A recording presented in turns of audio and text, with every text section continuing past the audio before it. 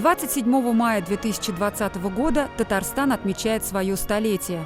Вернее, столетие в статусе республики.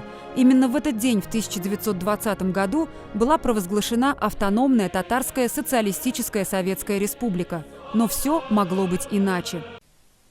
В начале 20 века самосознание татарского народа переживает бурный расцвет. Появляется национальный театр, одна за другой печатаются татарские газеты, развивается литература, открываются школы, растет национальный капитал. После февральской революции 1917 года умы передовой части татарского народа захватывает идея воссоздания своего национального государства. Впервые после захвата Казани в 1552 году и дальнейшей ликвидации татарских ханств у татар появляется возможность снова получить автономию.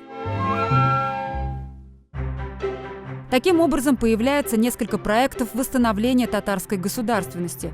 Первый – проект штата Идель-Урал. Лидер партии татаро-башкирских левых эсеров Галимджан Ибрагимов предложил создать 5 штатов – Казахстан, Кавказ, Туркестан, Крым и Идель-Урал.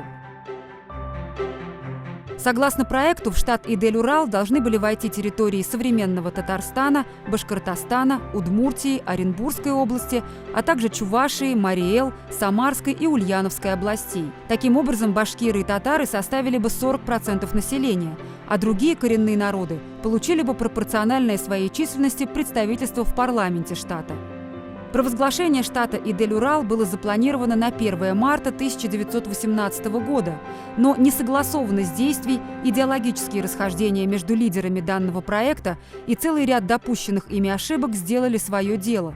Ко дню провозглашения штата его руководство оказалось в фактической блокаде внутри Казани и не смогло претворить свои планы в жизнь.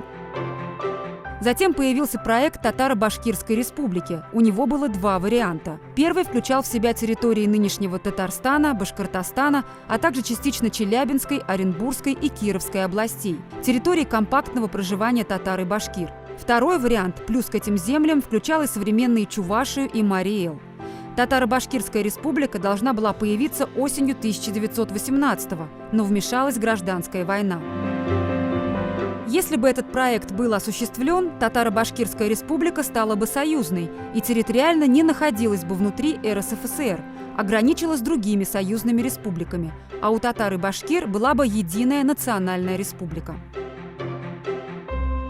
В январе 1920 года появился проект уже просто Татарской республики. Он предполагал, что вберет в себя все земли компактного проживания татар, в том числе и Уфимскую губернию. К тому моменту уже существовала отдельная Башкирская республика, но она не включала в себя ни Уфу, ни Стерлитамак. Предполагалось, что Белебеевский, Бирский, а также части Уфимского и Стерлитамакского уездов войдут в состав Татарской республики. В этом случае площадь Татарстана составила бы 134 тысячи квадратных километров вместо нынешних 68 тысяч. Наконец, 27 мая 1920 года вышел декрет об образовании Татарской Советской Республики. Именно поэтому столетие ТАССР отмечается в этот день. В этом декрете прописано, что вопрос о присоединении к Татарстану Белебеевского и Бирского уездов должен быть решен на референдуме. Но референдум этот так и не состоялся, и в результате в 1922 году эти районы были директивно присоединены к Башкортостану.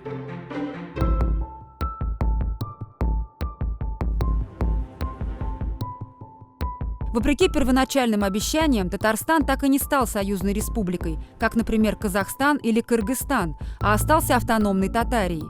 Несмотря на это, татарские активисты всегда старались поднять уровень республики. Первым такую попытку предпринял Мирсаид Султан Галиев. В результате он был репрессирован. После смерти Сталина вопрос о предоставлении Татарии союзного статуса был поставлен в письме ЦК КПСС. Письмо это написала группа татарской интеллигенции. В 1977 году, в период принятия новой Брежневской конституции, участник Второй мировой войны Гайнулла Ефаев попросил об этом Леонида Брежнева. У татар, в отличие от грузин или казахов, не было своей киностудии, Академии наук. Это несправедливо. Но Москва вновь отказала.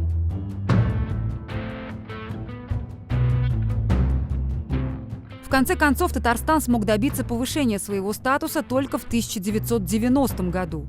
30 августа была принята декларация о государственном суверенитете республики. Но это уже другая история. Провозглашает государственный суверенитет Татарии и преобразует ее в Татарскую Советскую Социалистическую Республику, Республику Татарстан.